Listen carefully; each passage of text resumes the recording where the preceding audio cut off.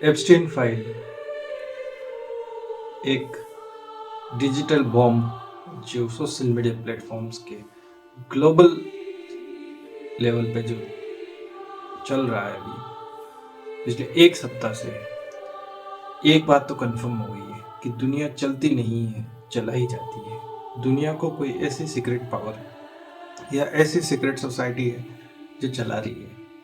ऐसा इसलिए है क्योंकि अगर किसी इवेंट के ना होने पे कोई दूसरा इवेंट होता है तो कहीं ना कहीं दोनों इवेंट कनेक्टेड होते हैं।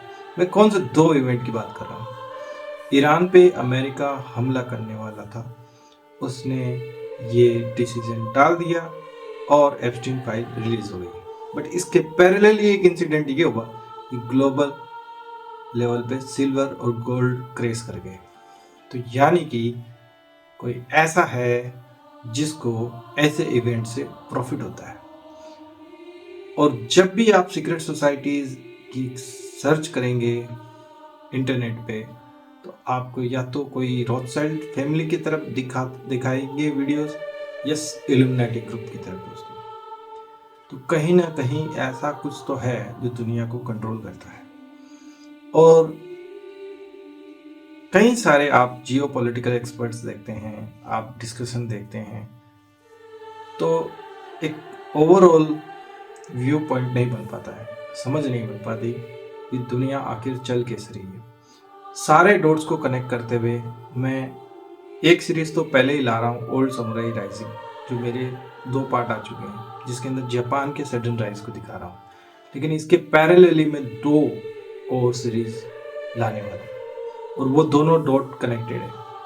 हिस्ट्री के अंदर, वर्ल्ड हिस्ट्री के अंदर सबसे ज़्यादा हिटलर को पढ़ाया जाता है और दूसरा ज्यूज को, कि ज्यूज और नाजी यानी हिटलर ने ज्यूज को कैसे परसिक्यूट किया था। लेकिन दोस्तों वर्ल्ड वॉर टू के टाइम हिटलर ने बोला था कि इस वर्ल्ड वॉर के बाद अगर मेरी मौत होती है या मुझे मार दिया जाता है तो मेरी मौत भी एक कारण बनेगी वर्ल्ड वॉर 3 का। एप्स्टीन फाइल्स के बाद दुनिया के सारे global leaders, Barack Obama, Michael Jackson, Bill Clinton, Donald Trump, ये सब लोग, इनका असली चेहरा सामने आ गया। ये असली चेहरा था या ऐसे वीडियोस बहुत टाइम पहले रिकॉर्ड किए गए थे कि एक पर्टिकुलर इवेंट ऑफ टाइम के अंदर इनको रिलीज करके दुनिया के अंदर एक कंफ्यूजन क्रिएट किया जाए कि दुनिया के सारे ग्लोबल लीडर्स जो पॉलिटिकल फिगर्स है वो कंट्रोल नहीं करते दुनिया को, कोई और ताकत है जो दुनिया को कंट्रोल करती है। इस राइट टाइम का वेट किया गया था। प्रिडिक्शन बहुत पहले हो चुकी थी कि दुनिया के अंदर एक ऐसा देश टाइम आएगा जब एक छोटा सा देश भी पूरी दुनिया को कंट्रोल कर सकता है। कैसे? ग्लोबल ऑर्डर को डिसरप्ट करके। और हिटलर ने ये बहुत पहले टाइम बोला था, जो कैपिटलिस्ट माइंडसेट है या कैपिटलिस्ट जो प्रॉफिट करने का जो फंडा है, ये दुनिया के लिए एक तीसरा वर्ल्ड वॉर जो है जनरेट करेगा या क्रिएट करेगा। दोस्तों, एप्स्टीन फाइल के अंदर 8 से 10 फरवरी की डेट दी गई थी वर्ल्ड वॉर की, और अचानक से अमेरिका ने ये डिसीजन पलटा कि भाई हम ईरान पे अटैक नहीं करेंगे। ईरान पे अगर अमेरिका अटैक करता तो उसकी पूरी की पूरी नेवी डूब जाती। ईरान को कहीं ना कहीं पता था कि नेवी जो यूएसए की अब्राहम लिंकन जो एयरक्राफ्ट कैरियर है उसके ऊपर जो आ रही है उनकी जो फोर्स, वो पर्शियन गल्फ में एंट्री के बाद एग्जिट नहीं कर पाएगी।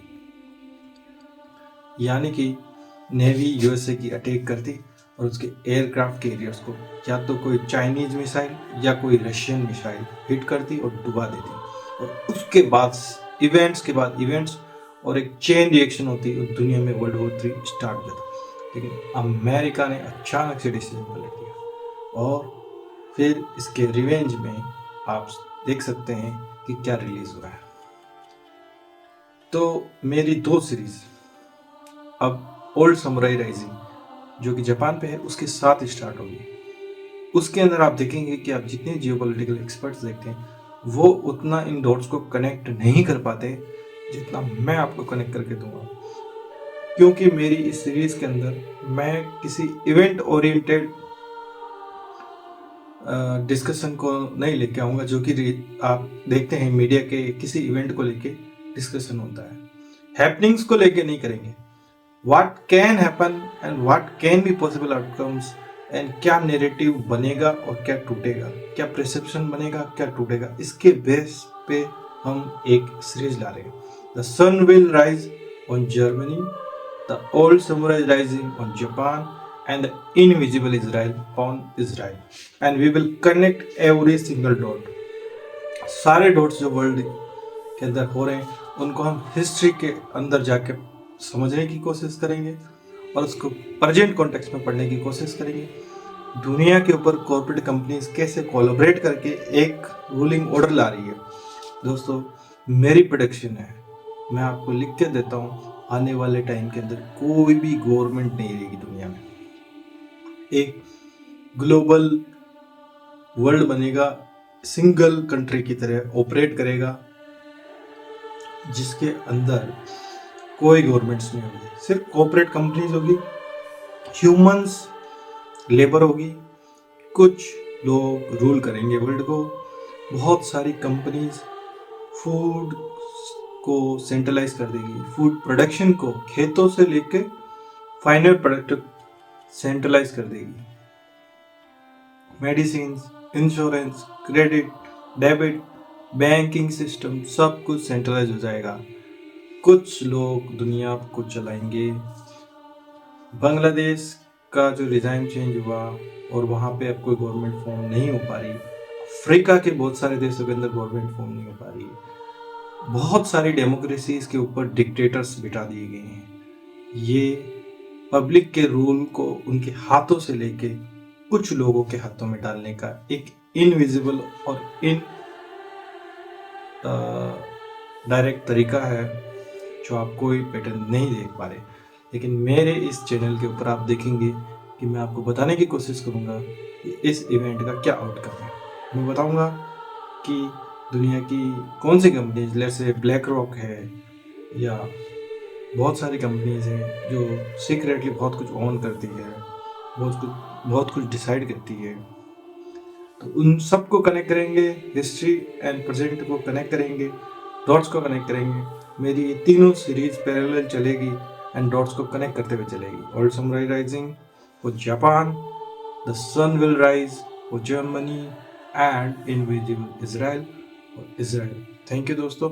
मेरे आने वाले सारे वीडियोस इन तीन डॉट्स को कनेक्ट करते हुए वर्ल्ड के सारे एंगेजमेंट्स को, इवेंट्स को एंड सारे डेवलपमेंट्स को स्टडी करेंगे। थैंक यू दोस्तों, बने रहिए मेरी इन तीनों सीरीज के